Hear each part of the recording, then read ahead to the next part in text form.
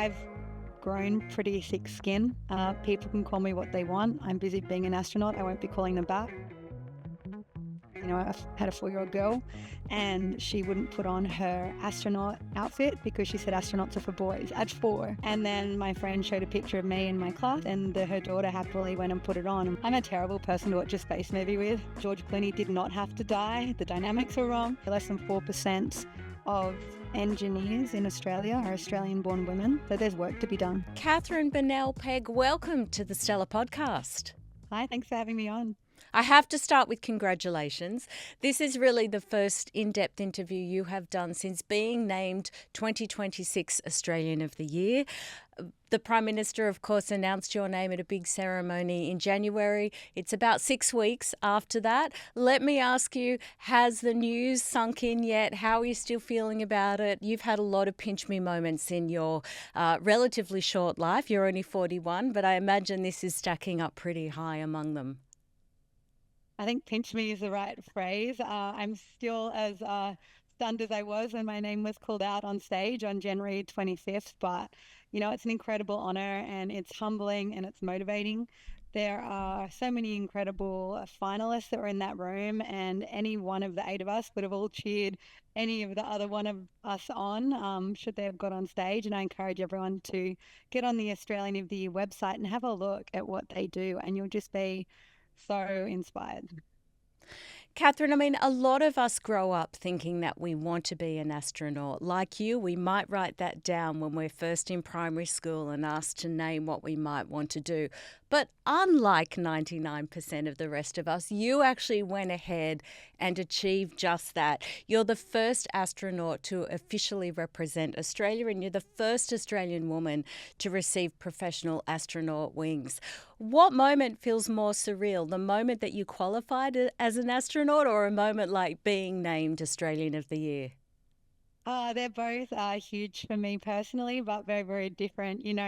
Becoming an astronaut is a lifelong dream, something I'd hoped for but knew was very unlikely, but wanted to do the best I could in case the situation ever arose, and it did. And it just was amazing how comfortable and prepared I felt to be there on astronaut training. And, graduating as an astronaut is just a new beginning. There's a long road ahead, potentially.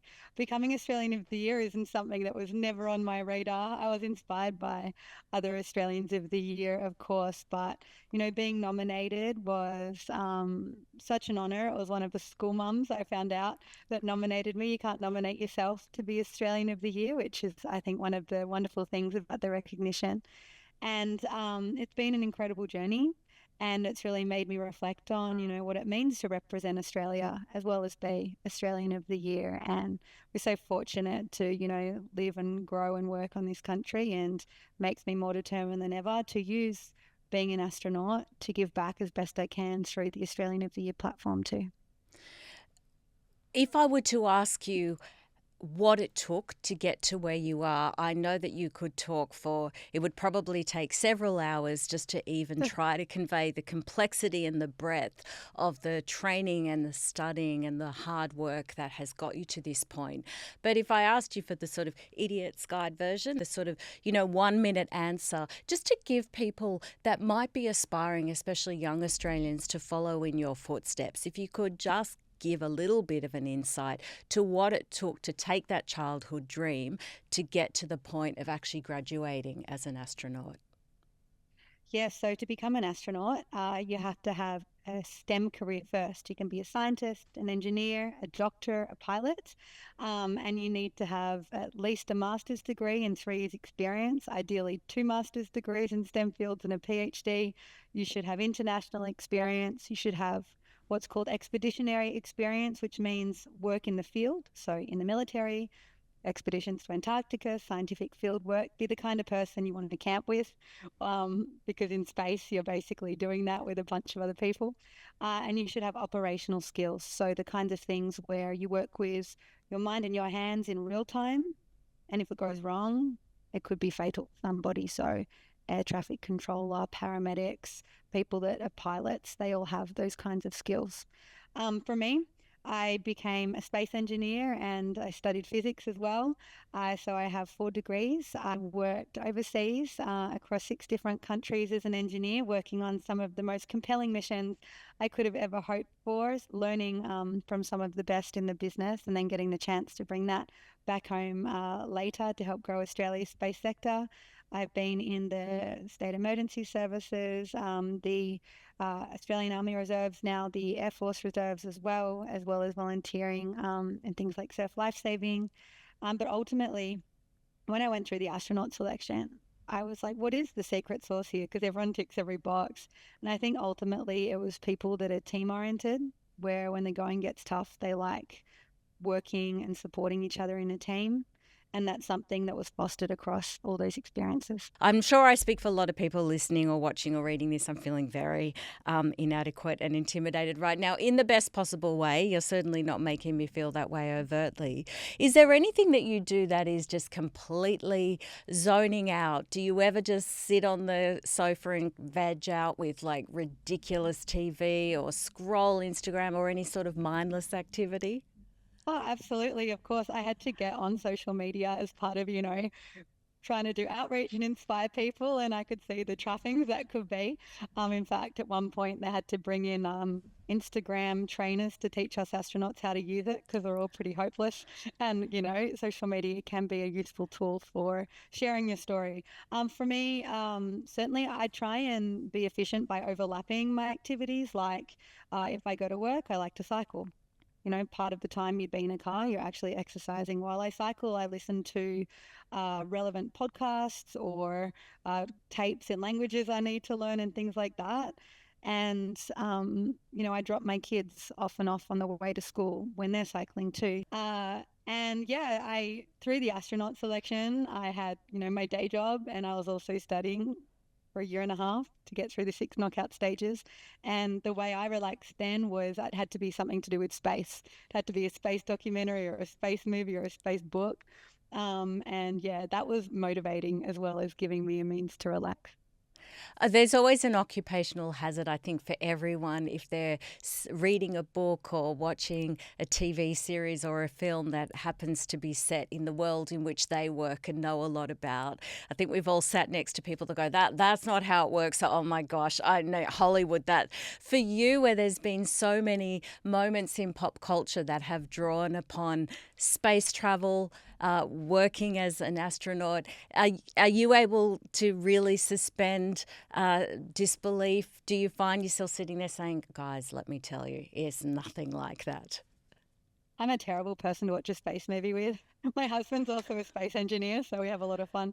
But, sci-fi, space movies, they're wonderful ways to make people think about the kind of projection of humanity we want to extend out into space and how we want to use space. Some are about the past, like The Dish. I did my year 10 work experience at The Dish when the movie came out the same year. And that was amazing because I understood the history of the place and the people that were working there. When I was an intern as a year 10 work experience student, I could see they were real people. They weren't, MacGyvers or crazy out there geniuses. They're just people that really love the topic, and it made it feel in reach for me. So yeah, I enjoy watching the movies. I lived in a place in Germany called Bremen, which was almost like a space city for a number of years, and I watched Gravity in the movie theater there, the one with Sandra Bullock and George Yeah. Clooney. I can tell you that George Clooney did not have to die. The dynamics were wrong. But different parts of the movie theater were all sighing and huffing and muttering depending on what their field of expertise was. It was such a geek fest. But overall, it was great that that movie was there because now most of the public are aware of the challenges of space debris. And I think the awareness is part of what's so fabulous about seeing you become Australian of the Year. As I say, as we're speaking, Catherine, still very, very early on in your 12-month time holding that title, only a matter of weeks. But have you already felt the impact? I know you're extremely busy, but I love the fact that it was a fellow school mum who nominated you, for example. Are you already sensing the impact that it might be having on helping Australians spark their curiosity, become a little bit more aware, and particularly the importance of women who are massively underrepresented, of course, in STEM. Absolutely. It's a huge honor to have this platform, and I'm so grateful for it to have the chance to showcase, to the world what Australia can do in space, because this has brought global attention as well as attention here at home to help unlock opportunities for Australian organizations to access space for their research. But even bigger than that, to, show Australians what opportunities there are in space and the joys of a STEM career, and that with effort you can absolutely pursue paths that seem out there, or you can create your own, particularly if you're in a minority in a field.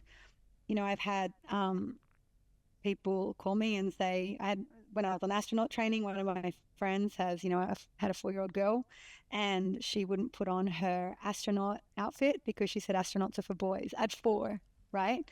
And then my friend showed a picture of me in my class. There's 3 women, 3 men in my astronaut class.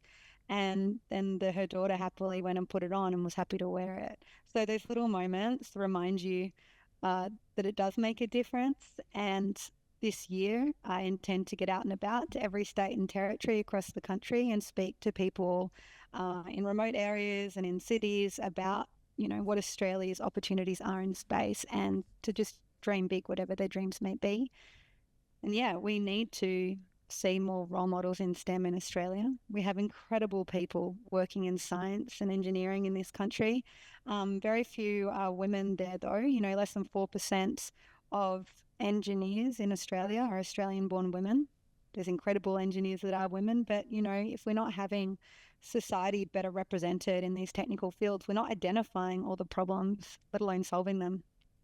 So there's work to be done.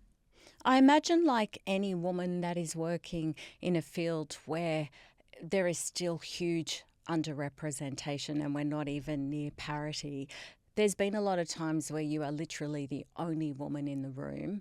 How have you navigated that, whether it's an overt sense of a boys' club or whether there's great intentions, but there's still an obliviousness and an unconscious bias that just comes with often being the only person in the room? Yeah, the way I feel about being a woman in in a field that's not, a woman's field typically has evolved over time. I went to an all-girls high school, which meant that I was almost able to suspend the fact that it was completely male-dominated. Of course, I knew it was unusual, but it wasn't something that I felt excluded from. When I was at university, that's when I realized I absolutely didn't fit the stereotype. I enrolled in engineering without fully knowing what engineering was. I didn't know an engineer. I enrolled in engineering because it had the word space in the degree title, and I wanted to work in space. And I arrived never having used a drill or written a line of code. And the boys in the class didn't want to be in the group projects with the girls in the class because they thought we didn't know how to use a drill. In my case, I didn't, but I sure figured it out quick. And you learn to get along with it, and then you learn to use these tools. I think early in your career, when you're not yet confident in yourself, and then you're underestimated, it's really undermining. I found that as I developed as an engineer, became more confident, it became less of an issue. Any setbacks would roll off my back a lot more. For most of my career, I've been the only woman in the room to the point I stopped noticing. Of course, there were setbacks, but usually I was confident enough to know how to navigate them. And it was impossible to know if it was because I was a woman or not, because I'm a single data point, right? Unless it's really overt, who's to say? Um, and when I came back to Australia about 6 years ago to work at the Australian Space Agency, it's the first time I'd had a woman as a boss. And I saw in the Australian space sector that there were a number of women in senior positions. And that gave me hope that we have the chance to grow our space sector in a more diverse way than I'd seen overseas. And certainly we still have diversity challenges, but I think we have the opportunity to embrace the fact that we do have a lot of women in senior positions as role models. Space itself, as such a visible field, has the chance to be an exemplar for how to, be more inclusive in STEM. I would say, though, that when I became an astronaut, when it was announced I was going to go train to be an astronaut, a lot of young women at the university across the road, Adelaide University, came over and were speaking to me, and it made me realize that the challenges are still there. They're going through the same challenges that I had when I was younger. Um, and that made me really determined to use this platform to showcase, just because I'm a woman doing this, as for starters, that it is possible and women can belong and kick goals in STEM too. Women have been astronauts for decades, since pretty much the beginning of the space age, particularly since the 80s. Mothers have been astronauts, and we're held up as the pinnacle, one of the pinnacles of a STEM career. So we know we can do it. And the low numbers of women who are astronauts, 13% or something at the moment, that's a symptom of the fact there's not that many women in STEM fields. As an astronaut, I was surprised when I was training at the level of attention on the fact that I was a woman in the press. I was the first female Australian astronaut, yes, which is what all the headlines said, but also I was the first to represent Australia. So that I had thought, the latter I had thought was the biggest breakthrough, what I was most proud of.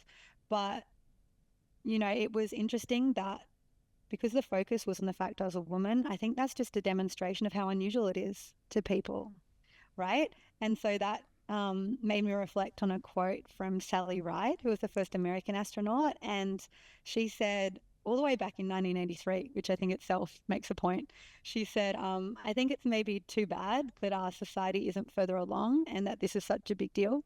But if the public thinks it's a big deal, then it's probably good that it's getting the coverage that it's getting. And so let's have that conversation. Let's examine why we are in this position and, what should be done, what could be done to help address it.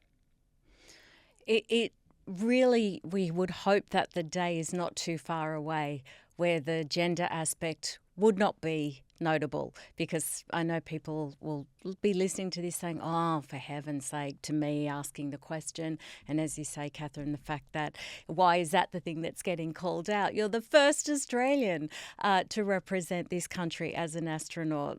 But I think that's sometimes how we measure success, isn't it? When it becomes unremarkable, and hopefully your very high profile success is going to be part of that conversation.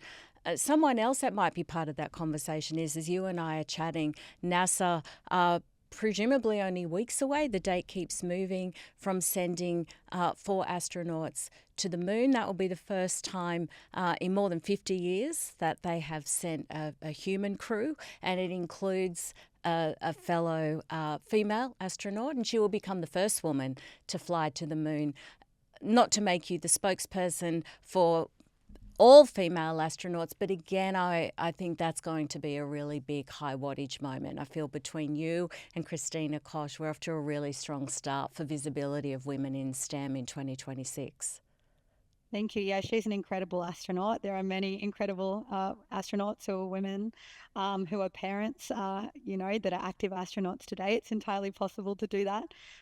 Christina, yeah, amazing. I'm so excited for her and for what she's going to be doing to inspire so many young people, especially young girls, not just in the US, but around the world. It's important to, remember that around the world, women don't get the opportunities that we do in Australia and face even more barriers. And so to have such a visible role model up there is huge. Earlier this year also, my classmate, Sophie from France, went to space. So that's really exciting. So there's, a lot of women kicking goals all around the place. Actually, last year, in NASA's most recent astronaut selection, they selected a new class of what they call astronaut candidates, which is what you're called before you graduate. And for the first time in history of any astronaut class, there are more women selected than men. Isn't that fantastic? Katherine, you're one of only, as I understand it, 100 space-ready astronauts globally. How does it work from here in terms of you going on your first mission into space yourself? Yeah, so I'm in the unusual situation of being an astronaut in a country without a human spaceflight program. And so for me, my focus right now is really here on the ground, making sure I remain as match fit as I can. Should an opportunity arise, it would be a decision for Australia, should Australia choose to take that. But my focus is on, keeping match fit, unlocking opportunity for Australians to be involved and inspiring people into space and into STEM. Being an astronaut is a life of uncertainty, regardless of if a mission's planned for you right away or not. It's uncertainty in the selection process, in the training, if you'll pass, in when your missions or mission will be, what happens in space. And so you're selected for your ability to handle uncertainty and then train further on how to be resilient and perform through it. So I just see my situation as like another layer of the onion, the uncertainty onion, that is the life of an astronaut. And, should the opportunity ever arise, of course, it would be incredible to have the chance to represent Australia in space. Catherine, can I ask your thoughts on space tourism? There was obviously a really high profile example of this last year, the Blue Origin flight that included all female crew, that Right. included Katy Perry, Gayle King, among others. That drew a lot of criticism from people saying that this is using something as important as space travel. It's reserving it for a pastime for the rich and the famous. There was also arguably an undercurrent of misogyny for some of the feedback. As someone that is very rarely qualified to comment on this, you as opposed to everyone that was getting in a flap on social media, what do you think of a mission like that? The way I think of space tourism, the best analogy I can imagine is Antarctica, right? We have people that go and do professional expeditions to Antarctica on behalf of their government, scientific expeditions looking for meteorites or volcanoes. We have people that go there and man the stations. They're like what I am as an astronaut, right? They're a professional representing their country. We also have people that go on private expeditions. They are like your private space flyers that go for many, many weeks in space. And then we have people that go on cruises to Antarctica, which is probably the closest analogy to a short few minute flight in space. Now, those people go and they experience something and they come back and tell their family and friends and probably share a message about how beautiful Antarctica is and how we have to protect it. That's the same for space. The market decides for both who gets to go. Now, whether that's ethically right or not, it doesn't feel very fair, but that's the way it is in both of those situations today.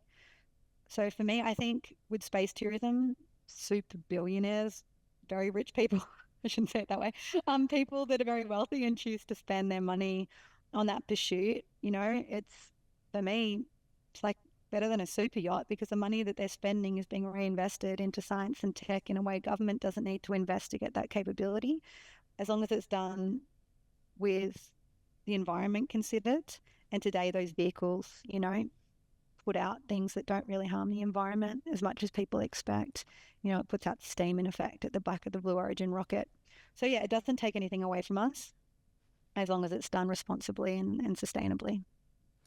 It does happen a fair bit, and yet there was a disproportionate amount of feedback on that particular flight that I talked about It with the was. 6 member all female crew. And do you think that we've discussed a little bit of the gender disparity, particularly with today being International Women's Day, but I feel that you being named Australian of the Year and then the upcoming mission to the moon with Christina is hopefully a positive, because I worry about how some of the young girls that we've spoken about that are watching this, how they might have responded to the criticism about that female crew, and was just wondering your thoughts on that. Absolutely. I mean, a lot of the women on that crew, they're not professional astronauts, sure, but they're successful in their own rights. And I think that in itself sends a message. I've grown pretty thick skin. People can call me what they want. I'm busy being an astronaut. I won't be calling them back. It's you have to learn to put your shield up when you're in a public position so that you don't absorb too much of the good as well as too much of the bad, because otherwise you can be prone to narcissism or leave yourself vulnerable. You have to find your own kind of steady center. But for young people, they haven't necessarily developed that yet. And that can take some time. What I'd want them to know is that yes, it can be hard to be in the minority, but you will find your place, you will find your people. Just like in life, most people are decent and don't believe the keyboard warriors. The people that matter are the people around you. And if people around you are underestimating you, correct them, prove them wrong because you can. you know. So I think that when women get to a position where they're visible, we have a duty to help show that it is possible to get there and that the journey is worth it. I absolutely love that. Big round of applause here. Reminded me of a piece that was published on news.com calling out some of the what they call gross response to 2026 Australian of the Year, Katherine Bennell-Pegg, which was published a couple of days. They were just not amplifying the negative comments, but just the fact that somebody said, oh, this is an example of peak DEI, which for those that don't know is a reference to diversity, equity and inclusion. Somebody else said, I'm sorry if this offends, but the Australian of the Year is an astronaut who's not actually been to space. News.com columnist Mary Madigan wrote, Katherine, she said, this is exactly the kind of unhinged chatter that proves that if you're a woman, you can become a literal astronaut and still be told you're undeserving. I would agree with Mary's take, but really the take that matters is yours. As you said, you don't spend a lot of energy worrying about the keyboard warriors, but what would you say about that sort of ignorant commentary? Look, I think while it washes off me personally, it can be damaging for the young people hearing it if they're paying attention to it. So yeah, it was disappointing. Like I read some of those comments because people told me about them. I didn't say them initially myself, and initially it's like, oh no, this is going to change the conversation. I want to be talking about what Australia can do in space and STEM, not focusing on this. As women, we have to use so much energy up also on considering and advocating for our gender, right? In addition to getting the job done. And I found that while it's important to do that and I'm happy to do that, I have to limit the amount of time I spend on it because I have a job to do, right? And in delivering that job, that's how I have the biggest message. I can't help the fact I haven't been to space. I didn't nominate myself for Australian of the Year, but you know what? I'm going to use the platform gratefully because it's an important one to showcase what Australia can do in space, to stoke a conversation about space, to inspire people into STEM, right? So, yeah, I mean, I think that I asked like the comms team at work, and they ran like some algorithms on social media, and actually the negative comments, while loud, were in the very small minority. You know, it's easy to get caught up with the loud minority rather than focusing on getting the job done.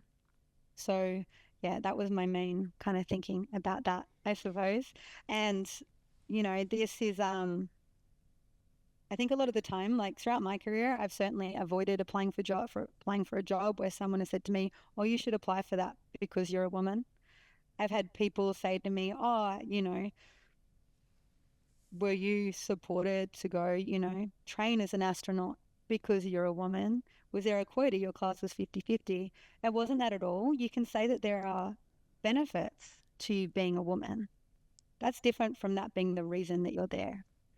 And I think that is really an important distinction that a lot of people miss in moments like this.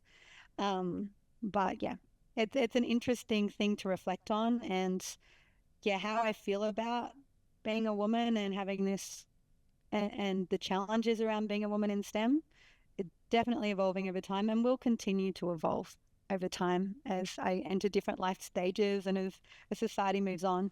But what's important, I think, is not to think that things always get better. Sometimes in society things go backwards too.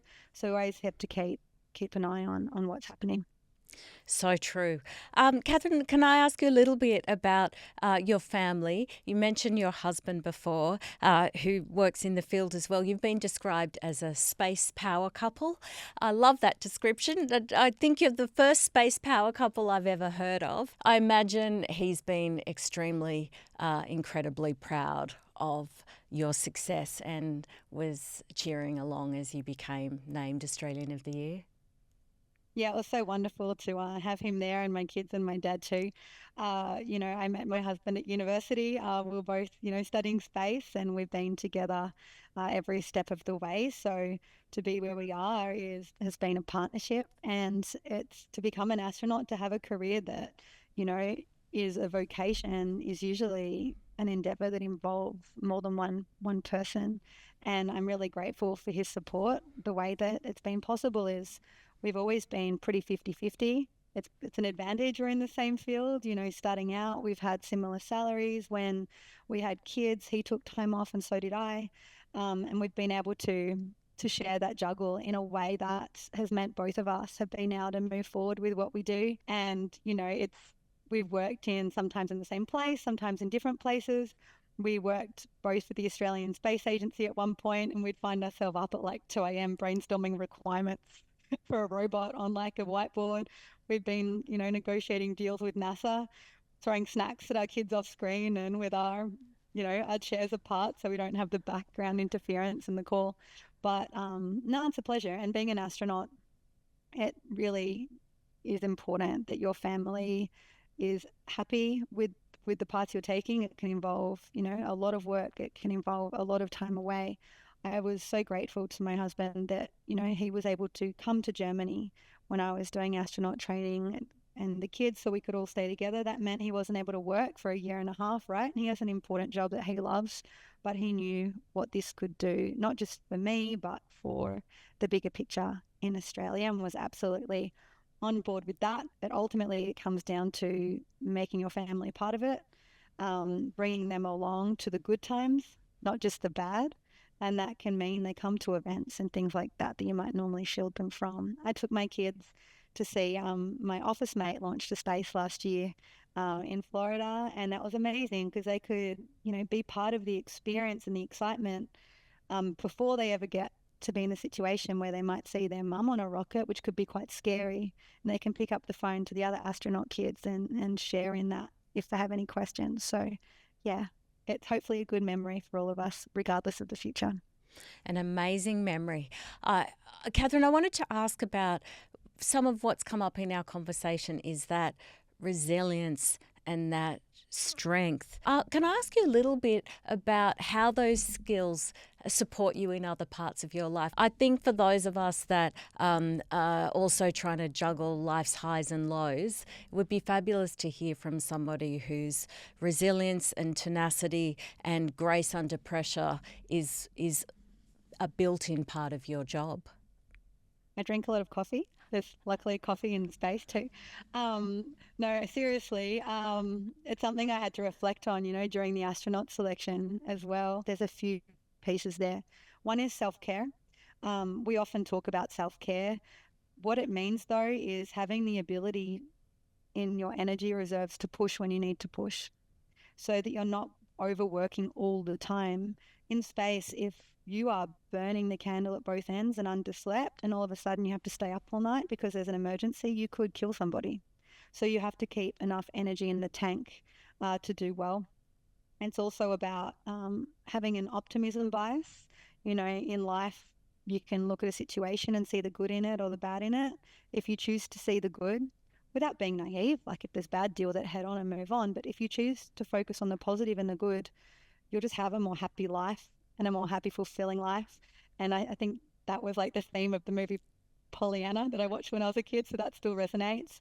And so that's the optimism bias. And then it's having a mindset of excellence over perfection. The two are quite different, although they're often conflated.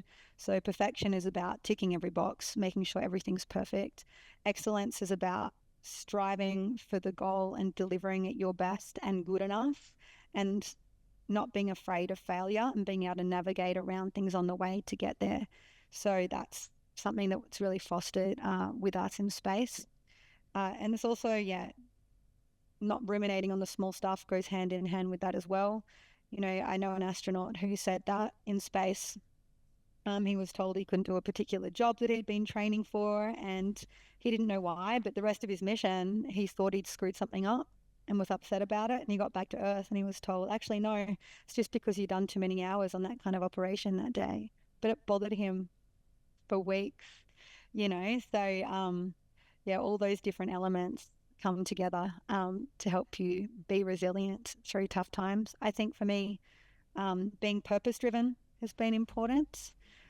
I find it quite hard to think about things in terms of my ego or my position or what I want to be, but it's more like, what do I want to do? what do I want to help discover? What do I want to help solve? What do I want to do with the team? That matters more to me than, where I might fall in the pecking order, so to speak. And I think that's also helped me through, imposter syndrome. It's talked about a lot, probably over talked about, but in my work, particularly when I'm forging a new path, it's always like, well, how am I here? It's not because I'm particularly special. I've grown up in a privileged environment in that I've had supportive parents, an excellent education. I'm fit and healthy, and I grew up in Australia, right? And a lot of people don't have those. But I've also, have been able to strive and do my best with that platform to be where I am today, supported by other people. In terms of imposter syndrome, going through the astronaut selection, it was 6 knockout rounds. Something like 22 or 23,000 eligible people applied from across 22 countries in Europe.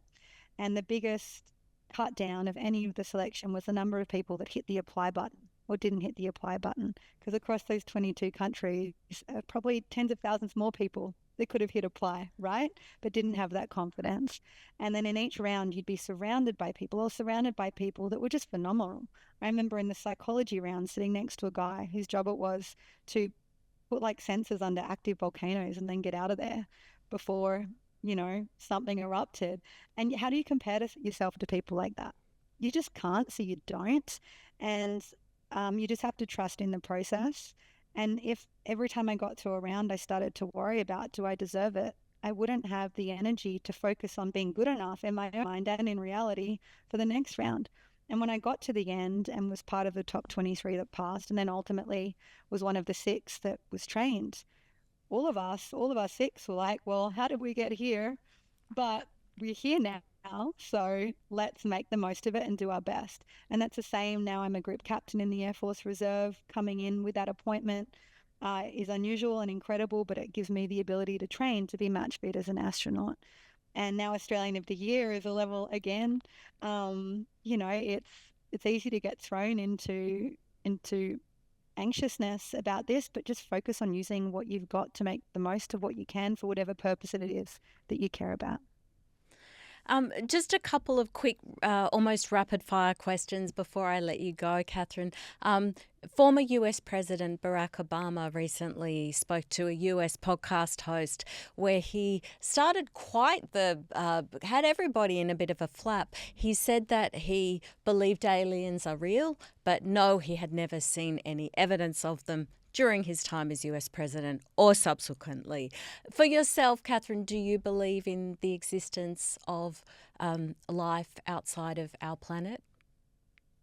I have to be very careful when I talk about aliens because, like Obama, it's easy to be misquoted. To start very clearly, I do not think intelligent life has ever visited Earth that didn't evolve on Earth. As far as I know, there's never been any little green men coming down in flying saucers or knocking on the outside of the space station, and I'm pretty sure they would tell us astronauts if we were at risk of that. But, I think it's fascinating to think about it. The universe is absolutely colossally huge. There's more stars in the universe than there are grains of sand in all the beaches and all the deserts and all the ocean floors in the world. We've, in recent years, been able to look at the stars closest to us with telescopes to look for what's called exoplanets, planets around other stars. And we're seeing so many. We've found more than 6,000 so far, and some of them Earth-like. The distances, though, are huge. So the question for me is there evidence of past or current life in our solar system? We're looking for evidence of past life on Mars. We're also poised to look for evidence of current life on the icy moons of our gas giants, where there might be things under the icy crust in the liquids beneath. And if we find life in our solar system, that would just be philosophically huge. It would change what it means to be human, because if they come from the same tree of life as us, where did we come from? And if they come from a different tree of life, life must be absolutely everywhere, abundant in the universe, right? And that just changes everything about our philosophy and our religion. We know that life that has evolved on Earth can exist in space. Little water bears, tardigrades, like microscopic little gummy bear looking animals, they live everywhere on Earth, right? They're in your garden probably. They can live in space. They go into a weird hibernation, and they can live in space. We know lichen and other things can live on the outside of space stations. So life can travel through space. And there's a whole field of study into this. It's called astrobiology, which is about life off Earth, whether it comes from Earth or not. And it's the same sort of research that looks into extremophiles on Earth, like life that forms in like undersea volcanoes and thermal vents, and helps us understand how life adapts to extreme environments, which is more important now than ever given what's happening with climate change, I think. Katherine, if I were to sit down with you 12 months from now, as you're reflecting on your year as Australian of the Year, having wrapped up, what would be your biggest hope of the impact and the legacy that your reign might leave behind? Well, 7 out of 10 primary age kids in Australia say that they'd go to space if they could. I want each of those to know, no matter where they come from, no matter what their background or gender is, that if they're willing to give it a red hot go, there's no insurmountable reason why they can't pursue their dreams in space or STEM or to be an astronaut or whatever it is that they may wish to pursue. Right now, we're seeing the lowest ever enrollments in year 12 maths, like intermediate and high maths and physics. We're seeing gender gaps open early and persist throughout high school and again at university. I want to help start to move the needle on that, for everyone to be able to see themselves in this future. So let's see. In order to do that, I think we need to have a robust conversation about space in this country. We've never really done that, about what it means, what its purpose is. It's not about going up there to take a selfie or to launch a suitcase of cash in a rocket to blow up above the atmosphere. It's about supporting everything here on Earth, because what you can see and connect from up there, you can better understand and better protect. And the work you do up there makes breakthroughs for life down here. So yeah, there's lots of things I'd like to see by the end of the year. Um, and yeah, I look forward to working to deliver them. We certainly look forward to watching how the rest of the year unfolds. And thank you so much for making time in your busy schedule to make one of the first things on your platform to sit down with me today. It's been an absolute pleasure. And you can find out more about Katherine by heading to space.gov.au, and we'll have a link to that in our show notes.